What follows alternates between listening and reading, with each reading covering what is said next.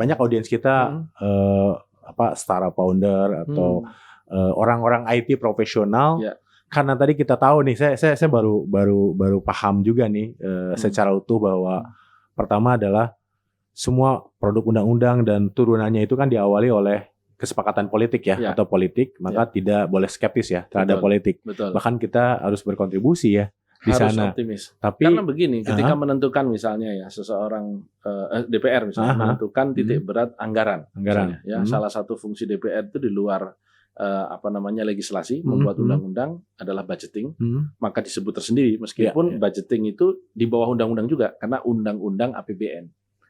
Tetapi disebut terpisah karena itulah aktualisasi dari sekian banyak undang-undang yang dibuat DPR ketika diturunkan menjadi pelaksanaan, wujudnya adalah penganggaran.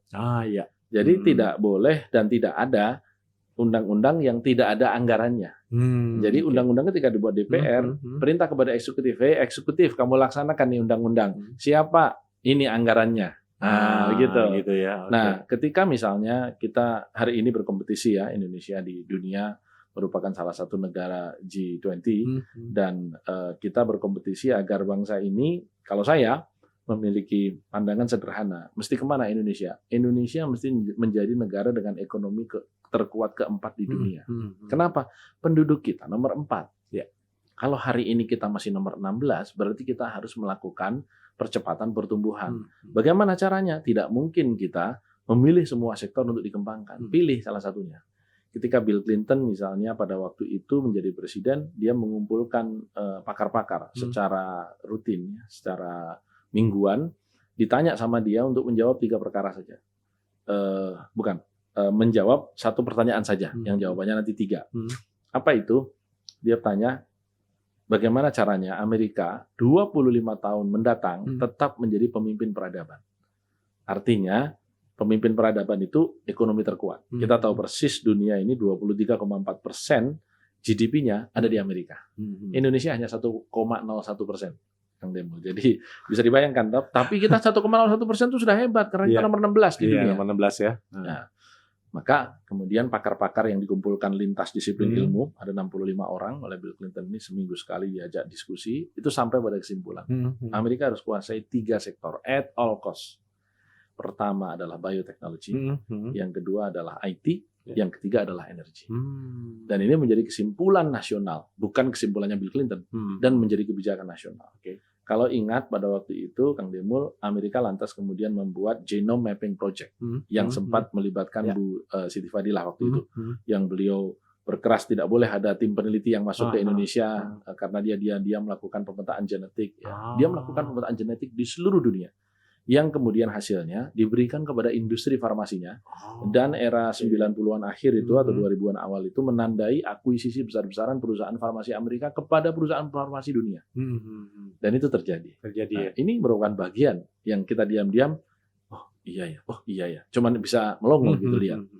Yang kedua IT, kita tahu persis seluruh giant IT di dunia itu Amerika Serikat. Betul. Ya, dan seluruh standar IT di dunia yang bikin juga perusahaan-perusahaan Amerika Serikat. Ya, jadi kita tergantung sekali sama mereka.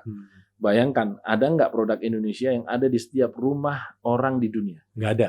Ya, saya bisa bilang nggak ada ya. Bill Gates atau perusahaan Amerika yang namanya Microsoft punya barang yang ada di setiap rumah kelas menengah ke atas di dunia. Iya. Apa itu? Microsoft. Begitu. Nah, ada nggak Indonesia yang punya kemampuan seperti itu? Kan dahsyat sekali gitu. Nah, yang ketiga, energi. Kita tahu persis waktu itu kemudian George Bush Junior melakukan invasi ke Irak, ya, dan juga kemudian ke Afghanistan, ke banyak negara. Kalau kita baca ada satu buku judulnya The Bush Gang, itu sebenarnya dilatari oleh kepentingan energi tadi, untuk membangun pipa gas menyaingi Gazprom yang dimiliki oleh Rusia. Karena Eropa waktu itu semua gasnya tergantung kepada Rusia, sehingga ketika hari ini perang Rusia-Ukraine, Eropa terganggu. Nah, itu yang sebenarnya dicoba dibuat oleh Amerika dengan segala macam bentuk perang dengan judul penegakan sebagai polisi dunia itu. Tapi sebenarnya latar belakangnya di bawah judul perang itu tadi atau invasi tadi adalah industrial military complex dan energi. Jadi ini yang saya katakan bahwa yang mengambil keputusan itu politisi.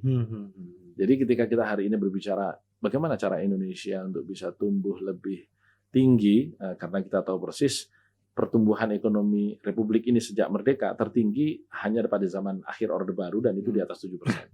Dan belum pernah terjadi lagi oleh presiden siapapun setelah reformasi, kecuali pada saat kampanye. Artinya pada saat kampanye semua klaim saja gitu ya. Tetapi tidak ada satupun termasuk Pak Jokowi yang mampu mewujudkan itu. Ya, ini adalah peran politisi. Dan kita butuh politisi-politisi yang cerdas.